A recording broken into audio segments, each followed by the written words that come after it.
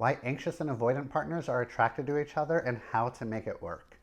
If you have an anxious attachment style or an avoidant one, chances are you've partnered up with your opposite attachment style at least a handful of times. Anxious and avoidant folks are magnetized to each other. Those are the rules. And in this video, we'll explore why they're attracted to each other and how they can have a healthier relationship. Before we dive in, I'm Jeff Gunther, a licensed professional counselor in Portland, Oregon, and this video is brought to you by TherapyDen. Go to therapyden.com to find a progressive and accepting therapist near you by using the over 140 search filters. And I would love it if you supported this video by clicking that like button right now. Thank you. Okay, so a real quick review. Both anxious and avoidant folks feel pretty insecure in relationships, but they manifest in opposite ways. For anxious folks, the insecurity can manifest as a low-grade constant worrying about the relationship possibly ending, which can cause a feeling of neediness.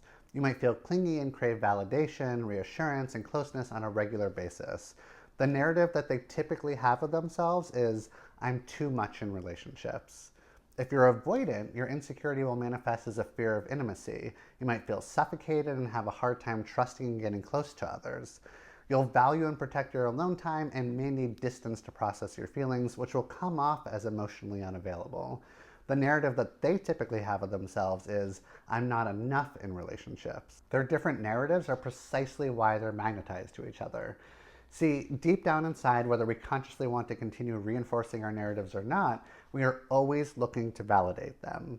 If you're thinking that you're too needy, sensitive, and overwhelming for people, then you're going to subconsciously find a relationship that continues to make you feel that way. If you think you're always letting people down and emotionally closed off, you'll keep attracting that dynamic into your life.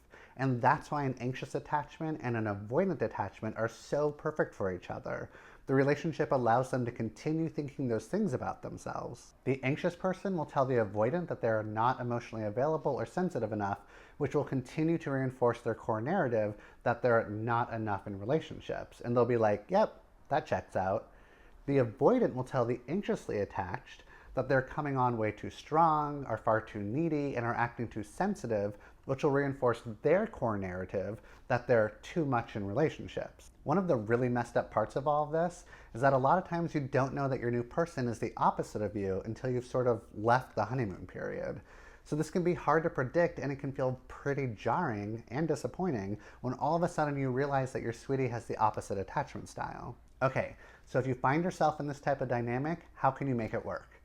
Basically what it comes down to is that you've got to see this relationship as a healing relationship that will help you grow, instead of a crazy-making relationship that will drive you bonkers.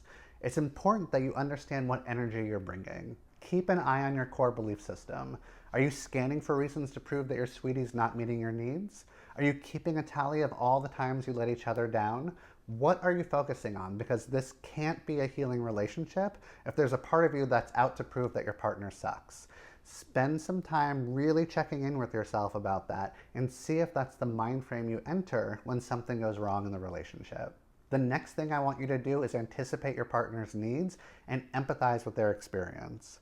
This can be hard to pull off since you often experience the opposite needs as them, but you probably know what they're emotionally needing because you've dated enough people like them and you can do a decent job at predicting their behavior. So, if you're anxious and your avoidant partner is starting to get overwhelmed, suggest they take some space. Let them know that they can take the time that they need to get their thoughts together. Encourage them to get some alone time and remind them that you won't force them to process if they can't get in the right headspace. If you're avoidant and your anxious partner is starting to get triggered, let them know you're open to dialogue and you'll make a conscious effort to understand their experience, or pull them closer and remind them how much you care about them. Anticipating your partner's emotional needs and allowing them to be in their attachment style without telling them that they're acting like a turd makes a big difference. One attachment style isn't better than the other. We aren't here to make one person be right and the other wrong. If you're going to date someone with an opposite attachment style, there needs to be a certain amount of acceptance of how they are and what they need. That's not to say that you can't ask your partner to make some changes here and there, but realize there will be some limitations. You also need to validate, compromise, and offer solutions. So if you're an avoidant and your anxious cutie needs you, but you're craving space, then you need to be able to say something like, I see that you want me to comfort and support you right now.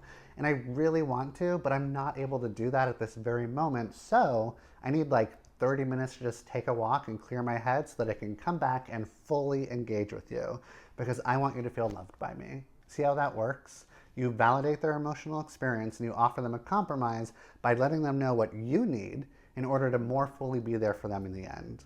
And then if it was the other way around and you were the anxious person and your avoidant was feeling overwhelmed, you could say something like, it seems like you need some space right now, and I want to give that to you. I'll let you have all the space you need today, but can you quickly just reassure me that you love and that you care about me? If you can, I'll feel a lot better about doing my own thing until you want to reconnect. See, you need to sort of negotiate with care so that both your needs can get met and allow each other to be in your attachment style. It takes some emotional savviness, but it can be done, and you'll get better as you continue to try out these techniques. If you want even more tools, let me know and I'll make another video for you. And if you want more dating and relationship advice, make sure you subscribe.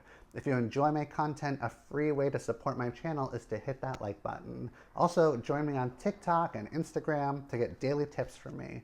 If you're looking for a counselor like me, check out therapyden.com to easily find a therapist near you.